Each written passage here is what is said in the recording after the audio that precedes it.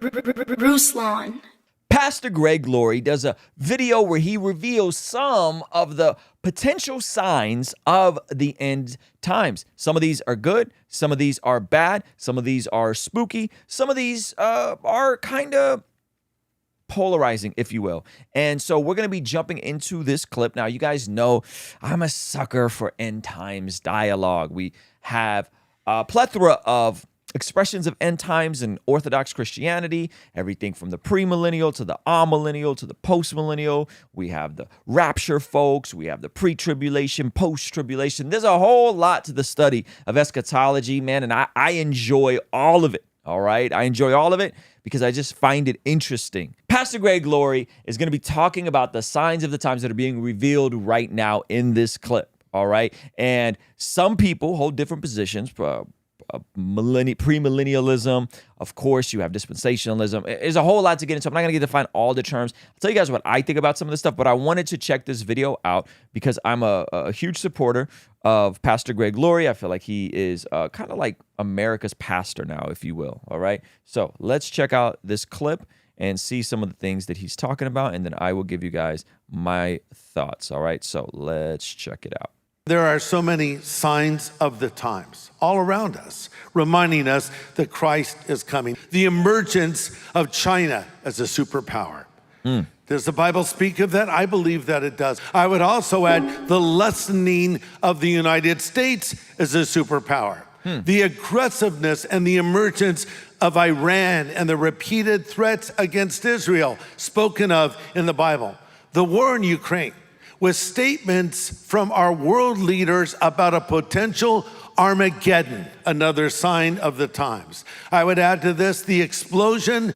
Interesting. So he ties in China, he ties in Iran, he ties in the war of Ukraine, all of signs of the times, today's signs of the times. All right. Of technology, especially artificial intelligence.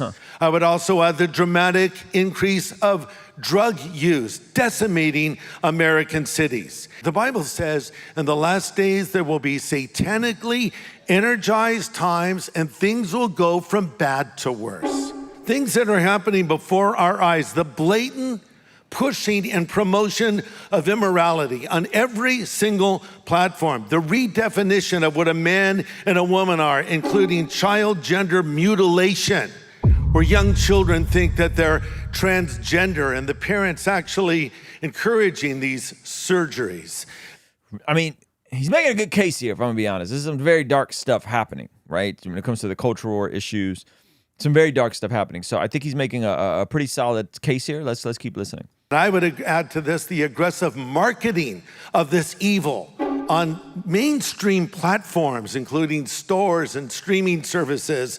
It's just crazy. These are signs of the times. Now, I know these are all largely negative, but there's some positive signs of the times as well. Let's go. Let's not forget what happened this year on the Asbury campus in Kentucky. Why is he bringing up positive signs of the times? Well, because if you look at the scriptures, some of the things that it talks about in terms of Jesus coming back is that the gospel being preached to every nation in every tongue, right? And so the gospel going forth reigns in the coming of Jesus. And this is where premillennial, postmillennial folks would agree that we both agree that the gospel is going to go forth and go further. And so when Laurie is talking about this, it's also important to note the good signs, because you can't just assume that just because the world's going to hell in a handbasket, that therefore that means that Jesus can come back and blow out the world, right? Remember, Jesus is coming back to establish a new heaven and a new earth. It is going to be a physical new heaven and new earth, all right? And so the aspects we're talking about is what is and isn't the sequence of these things. How much of revelation is going to happen? How much of it is not happen? Is Matthew 24? What is when Jesus is talking about all the spooky things? How much of this stuff's happened? So let's keep listening. So now he's going to tell us about the good things. All right. Spontaneous outpouring of the Holy Spirit with thousands of students praying for hours on end. People literally came from around the world to see what you could describe as a revival. Asbury revival, probably one of the coolest things that we saw this year. and subsequent smaller revivals in other places. So I'm with him there. I think that is definitely a net positive. And so, yeah, let's keep listening. And we cannot forget the impact of the Jesus Revolution film. It's actually absolutely made a difference. And we've heard so many stories of people coming to Christ in theaters and having spontaneous baptism services after they saw the movie. And now it's going overseas. It's already been in the UK and Ireland and New Zealand and Australia. And now it's in Mexico and it's headed to India, impacting people all around the world. And it's going to be on Netflix and reach a whole new audience. In fact, this notoriety of this film and others, series like The Chosen, and a movie that came out, The Sound of Freedom, has really caught the attention of mainstream media. Newsweek did a cover story on the impact of Jesus in Hollywood right now. That's the latest cover of Newsweek magazine. Jesus Takes Hollywood. And they talk about our ministry, and they talk about the impact of the Jesus Revolution film and these other films. Now, that's actually really interesting, the article there that he is describing. I want to take a look at this, Newsweek. Let's not forget that we just had the largest baptism in American history take place, right? This is pretty crazy, right? Pastor Greg Laurie has their Harvest Festival. 7,500 people make public professions of faith in Jesus. I don't know how many of those were first-time professions or rededications, but that's still a pretty massive number. And you have to admit that some of the stuff that's happening in media and culture has to be affecting this, right? Whether it's The Chosen, whether it's Jesus Revolution. And then like a few weeks later, they do this massive baptism at Pirates Cove, and you have 4,500 people get baptized.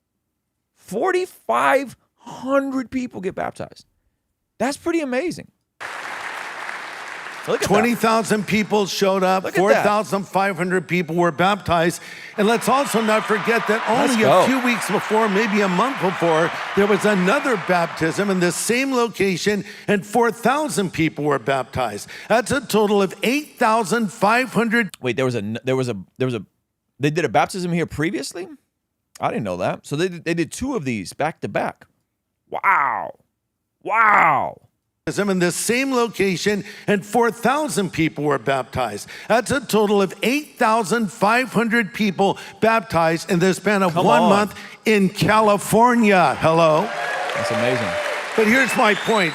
We all know our state's in trouble in so many ways, but God is still at work, okay? These are signs of the times. Negative signs, scary signs, positive signs, hopeful signs, and all these signs say one thing: Jesus is coming back again. If you know me, then you know that I don't take any hardline positions, but if I had to pick a team with this sort of stuff, I'm gonna lean towards the position of postmillennialism. However, what I appreciate about Greg Laurie is that even though me and him may have some disagreements, I'm assuming he's a premillennial dispensationalist. What I appreciate about him is that he doesn't do the same type of just negative signs in terms of fear mongering. Now, we could lock arms and we could say, hey, we're going to focus on how to push the gospel forward. We're going to focus on how to get more people to hear about Jesus, get more people baptized, get more people discipled. Now, how it all plays out in the end, I don't know. What I do know is none of us know the day or the hour, right? And none of us know the day or the hour also means none of us know the year or the decade. So what I appreciate about Pastor Greg Laurie is that he does a good job of showing both sides of the coin. He does a good job of showing the negative signs and the positive signs. And the truth is, we've been in the last days, if you will, since Jesus ascended to heaven, right? That it's been a perpetualness. The question is, how is it going to play out in the end? And I'll be the first one to tell you, like, I don't know. This stuff's above my pay grade. I'm not exactly sure. But I think it's good to have these conversations, right? When I look at the postmillennial passages, I just get super excited and super fired up. And I see that happening. I see that continuing to happen. And I also see a lot of darkness, right? And so I think regardless on whatever position you hold, whether it's postmillennial, amillennial, premillennial, pre-trib, post-trib, dispensational, as long as we're locking arms on the important things, as long as we're locking arms on both the preaching of the gospel going forward and stewardship, responsibility, and faithful living on this side of eternity, then I have no problems with it. I think sometimes the parts that bum me out is that Christians will get saved and then they're living as if Jesus is going to come back next Thursday, which means that if you're living like Jesus is going to come back next Thursday, you not always, but are often living kind of sloppy. That's my deeper concern, right? That's my deeper concern, is that folks are waiting, and we should be, because the imminency Christ is a doctrine that we should always be aware of, but we wait and we live in a way that neglects the things that we see in terms of loving our neighbor as ourselves, leading our homes, making sure we're planning, making sure we're thinking forward, making sure we're being diligent stewards, making sure we're thinking ahead. And that's the part that, not what Greg Laurie is doing, but some of the other stuff that we see from some of the pop dispensational premillennial stuff, right? That I don't think is helpful. This is a lot of the Left Behind stuff that I saw. This is a lot of that kind of stuff, right? And I think that stuff's unhelpful. But when it comes to solid Bible teachers like Pastor Greg Laurie or Dr. Michael Brown, you're not going to get that sort of like fear-mongering, be afraid. You're going to get both. Like, you're going to get like, hey, man, Jesus can come back, and the imminency of Christ is important, while at the same time, you need to be faithful with your time, talent, and treasure. You need to be diligent. You need to make the most of what God has given you. And I think we need and both, right? So anyway, those are my thoughts on this. What do you guys think about this? I know we have a wide spectrum of folks all in here. We should live like Jesus coming back next Thursday, because if we should be on our toes, because he is coming back like a thief in the night. I think that, Gio, what I'm getting at is you being on your toes sometimes, not you, but some people being on their toes can cause a neglect in the areas that we know we are to be faithful in, okay? And so I'll give you a very practical example. You would be shocked how many folks from these dispensational camps haven't been the most faithful with their time, talent, and treasure, haven't thought about their kids and their grandkids. Now, if you're always expecting Jesus to come back next Thursday, you're less likely, just practically speaking, I'm not speaking with certainty, I'm speaking practically speaking, you're less likely to do all the other stuff that the scriptures talk about, right? You're less likely to save for your kids' college. You're less likely to plan for more giving and increasing what you're able to do on this side of eternity if you're always, right? And I'm not saying that needs to be a false binary. I'm just saying that I have seen this a lot from folks that are multi-generational of this tribe, right? I'm not saying it's often, but I have seen it more than I'd like to admit. And I think that's not helpful. Okay, so when I see men like Pastor Greg Laurie, men like Dr. Michael Brown, who hold to a premillennial position or dispensational position, but they're still preaching the gospel faithfully, and they're still preaching on the practicalities and the implications of the gospel, right? Because you could have all the right theology, and you could have your certainty on eschatology, but if at the end of the day you're not making a dent on this side of eternity, remember Jesus prayed, "Thy kingdom come, Thy will be done on earth." Right? If you're not helping and praying through that, then I think that's problematic. And so I hear you, and I think that's fair. But what I'm saying is, if you're always living on edge, on your toes, do you really have the fortitude and the vision of multi-generational? Because if Jesus doesn't come back for the next 500 years, that means you're going to be thinking about your family tree and your legacy and the kids and the grandkids and the great-great-grandkids you're going to be having. If we're talking about non-essentials, like, we shouldn't be slandering any position. We shouldn't be slandering any position, and we shouldn't be talking about these things or dividing over these things, because these are secondary things, right? These are secondary things.